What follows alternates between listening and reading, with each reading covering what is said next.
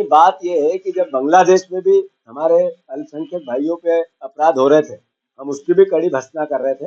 और चूंकि बांग्लादेश में जो कृत्य हुआ उसके लिए भी अगर कोई दोषी है तो यही सरकार है, नरेंद्र मोदी की सरकार है। अरे इंदिरा जी थी जिन्होंने वहां के लोगों पे ही आपस में अपराध हो रहे थे या अलग अलग तरह की वेदनाएं हो रही थी तो हमने पाकिस्तान को धो कर दिया था। ये कांग्रेस का इतिहास है। जब हमारे ये एक तरफ दुहाई देते हैं, कट्टरता की बात करते हैं, उस बात पे अलग अलग तरह की नफरत फैलाते हैं, और जब अल्पसंख्यक भाइयों पे वहां अपराध हो रहे थे, अत्याचार हो रहे थे, तो सरकार मौन थी, चुप थी, कुछ कर नहीं पाई। तो अगर उसके लिए भी दोषी थे तो नरेंद्र मोदी और यही सरकार थी। हमने जब भी ये बात कही थी, अब भी ये बात कहते हैं।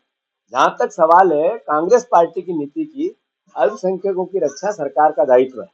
जो नीति हम चाहते हैं बांग्लादेश से, जो नीति हम चाहते हैं और विदेशों की जितनी भी सरकार, अमेरिका, कनाडा और देशों में, पाकिस्तान या किसी भी देश में, वही नीति हमारी अपने भारत के संविधान में भी है कि अल्पसंख्यकों की रक्षा करनी चाहिए, उनका सम्मान करना चाहिए।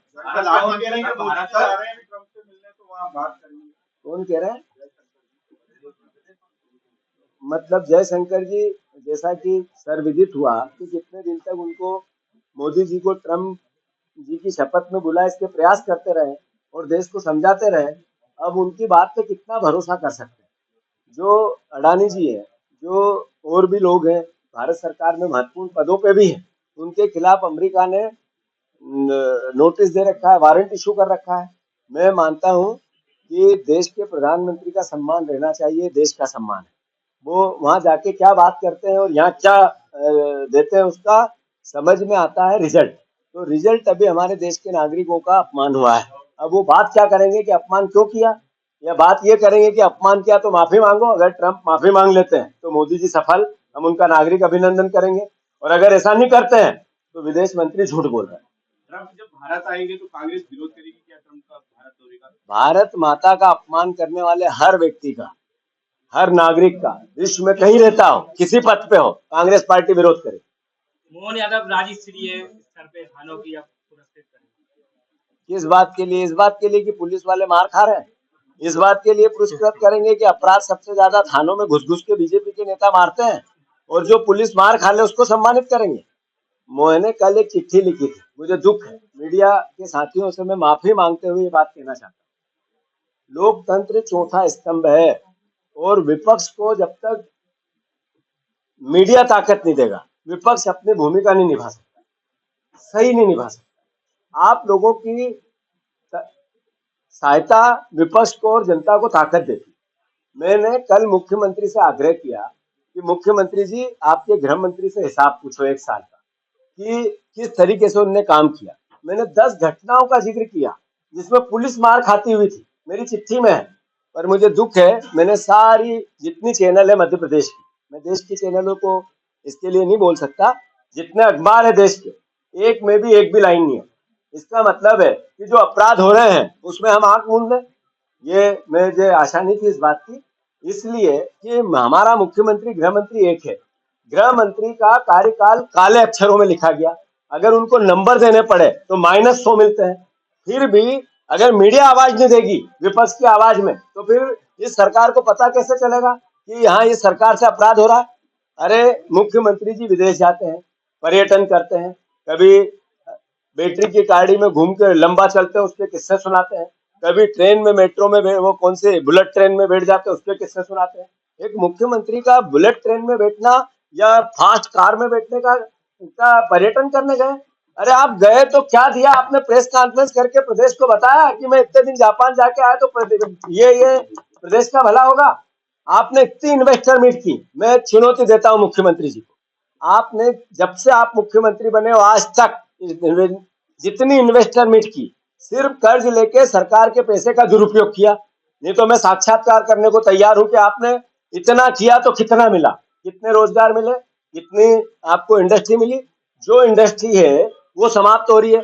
ईडी के कारण एक महिला ने, जिसकी इंडस्ट्री थी 1200 करोड़ की, गोयनका, क्या नाम था, जय मोदी, मयंक मोदी, उनने जहर खा लिया। मतलब पायल मोदी, उनने जहर खाया, इसकी वो इंडस्ट्री यहीं की थी ना। मतलब आपकी सरकार, आपके कर्मचारी, आपके एजेंसी से इतनी दुखी होकर जो इन्वेस्ट है वो तो समाप्त हो रहा है और नया लाने की बात कर रहे हैं। अभी प्रधानमंत्री जी आ रहे हैं, मैं प्रधानमंत्री जी से, चूंकि आज विषय दूसरा है, भटक जाएंगे, इसको लेकर, इन्वेस्टर मीट को लेकर पूरी बातें करूंगा। पर कुल मिला के लोगों को भ्रमित करना, कर्ज लेना और कर्ज के पैसे से सरकारी अय्याशी करना, इस सरकार का चरित्र बन गया है। मैं फिर से मुख्यमंत्री से आग्रह करता हूं, गृह मंत्री से इस्तीफा लो। 2014 में जब नरेंद्र मोदी जी देश के प्रधानमंत्री बने और उन्होंने देश को जो सपने दिखाए, उन्होंने देश को विश्व गुरु बनाने का एक ऐसा सपना देश के बीच में छोड़ा और लोगों ने उन पर भरोसा किया, देश की जनता ने भरोसा किया कि दुनिया में नंबर 1 देश होगा तो भारतवर्ष होगा और बड़ी से बड़ी शक्ति भारतवर्ष के सामने नतमस्तक होगी। लोगों को आशाएं थी, लोगों को भरोसा था, तभी उन्होंने उनको चुना। एक बार और वो कहते थे कि जितने भी भगोड़े हैं देश से, जो देश का धन लेके चले गए, उनको भी मैं लेके आऊँगा और सबसे जो काला धन है देश को दूंगा। दूसरा सपना दिखाया था, तीसरा एक और दिखाया, जितने अपराधी है देश में, दुनिया में, भारत के जो भाग गए थे, उनको भी पकड़ पकड़ के लाऊंगा और भारत का जो कानून है उसके अनुसार उनको सजा दूँ। लोगों ने भरोसा किया। 10 साल बाद देश ने देखा कि देश के नागरिकों को किस तरीके से अपमानित होना है। 10 साल बाद जो मोदी के सबसे अच्छे मित्र, मोदी जी के अनुसार ट्रंप अमेरिका के राष्ट्रपति बने, तो उन्होंने हमारे भारतीय लोगों का कितना अपमान किया। भारत की प्राचीन सभ्यता और परंपरा में जो हमारा विरोधी होता है, दुश्मन होता है, कोई अपराधी भी है, उसके लिए भी मान्यताएं निर्धारित की गई। हमारे संविधान में अपराधी की भी बात सुनने का अवसर देना, ये हमारे संविधान में, भारतवर्ष में मौलिक अधिकार नागरिकों को मिला। दुनिया में भारतवर्ष के साथ के नागरिकों के साथ जो दुर्व्यवहार अमेरिका ने किया, ट्रंप की सरकार ने किया, एक ऐसे प्लेन में जिसमें मालवाहक प्लेन में लोगों को भर भर के वहाँ से उठा के एक एक अलग अलग तरह की यातनाएं दे के, हथकड़ी पहना के, खाना पीना सब दुर्भर करके भारत के एयरपोर्ट पे छोड़ा। ये बहुत भारतवर्ष के लिए तो शर्म का विषय है ही, पर इस मोदी सरकार के लिए बेहद शर्मनाक विषय। केवल भाषण और बातें जिन्होंने की थी, उनका असली चेहरा देश के नागरिकों का जो अपमान हुआ, इससे प्रदर्शित हुआ। नरेंद्र मोदी जी धाड़ते थे, वो यूक्रेन के युद्ध की मध्यस्थता के लिए, क्या नारा था वो, क्या था वो, पापा ने युद्ध रुकवा दिया, यूक्रेन युद्ध, पापा ने युद्ध रुकवा दिया था। और वो पापा हमारे देश के नागरिकों का हथकड़ी पहना पहना के उन्हीं के राज में यहाँ अपमानित, देश को अपमानित किया जा रहा है। उस एक व्यक्ति को या उन 104 नागरिकों का ये एक तरह से अपमान नहीं हुआ, ये इस देश भारत माता का अपमान हुआ।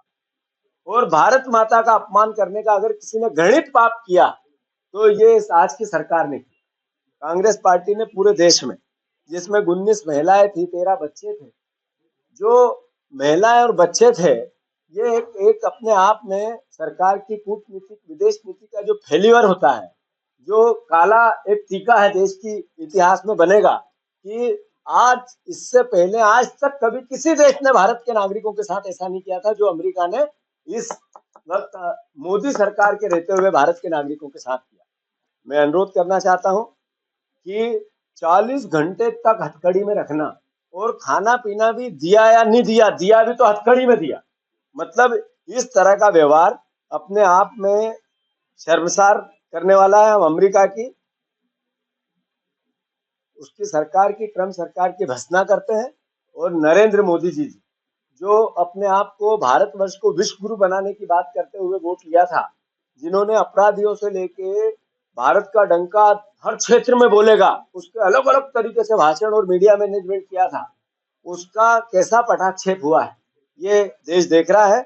हमने पूरे मध्य प्रदेश में और कांग्रेस पार्टी ने पूरे देश में, ये आज पूरे जिलेवार एक तरह का इस सरकार के फेल्यूर का नोटिफिकेशन देश के सामने हो, देश की जनता को इसका एहसास हो कि मोदी के भाषण और मोदी के कृत्य अलग अलग है।